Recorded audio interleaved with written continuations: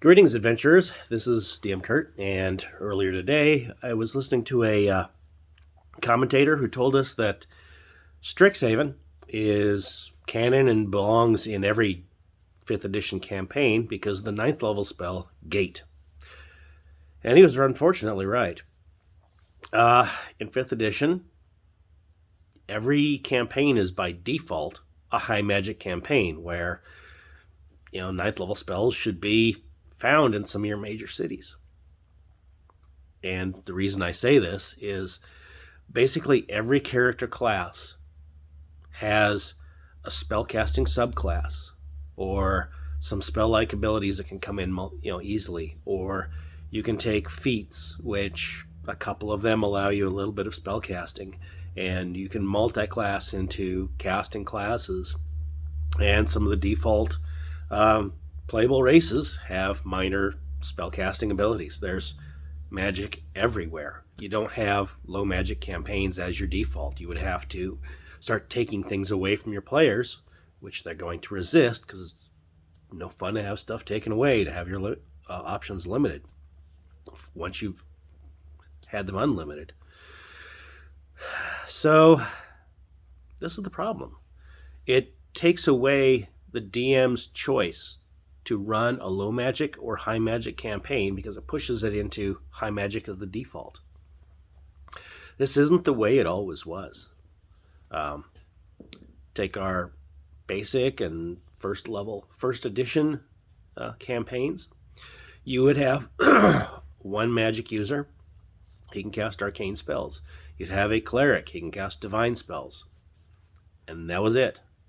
And people would sometimes kind of not want to play the low-level magic user or want to play the cleric because they were just not necessarily all that much fun. This varies by table, but there were times it was not fun to play the mage. You start out at first level, you have barely enough hit points to live. You have one spell. You can cast sleep. If you're lucky enough to get sleep, you may have to make do with something else. And once you cast your one spell for the day, you have nothing better to do than just trail along behind the party and try to come up with some other thing to make yourself useful. It's not by casting spells, not by being magical, not by being a caster. Fighter can swing a sword all day as long as he still has hit points to do it. Then we got into late first edition where cantrips came along, non-damaging cantrips. You could at least do something, maybe not damaging, but you could still do something when you ran out of your spell slots. And now we have unlimited magical attacks with your damage doing cantrips. Just makes for high magic campaigns when magic is literally almost every member of the party.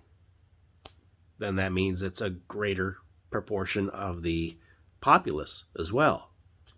And if it's a greater portion of the populace that can cast spells, then it's going to be that there's more magic out there, and those 9th level spells aren't going to be quite as hard to get a hold of. And your major metropolitan areas would have gates to possibly Strixhaven. That's the magic problem with 5th edition. The fact that it's harder to do low magic campaigns because it's almost taken away from you as the DM's option. You can force it and see if you can get your players to agree to it.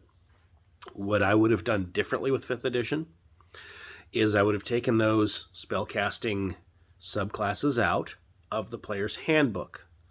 I would have taken certain species out of the player's handbook. I would have pushed those back into the supplements, and I would have made an obvious pathway.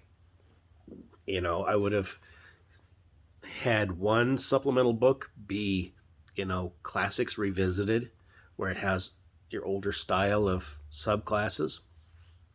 And then, the unlimited or whatever pathway of, hey, look, here's all our Magic the Gathering stuff that we're shoehorning into the game. Here's all of our high magic, high sorcery, kind of settings. And that would have been more organized, for one. Anyway, that's just my thought. DM Kurt, out.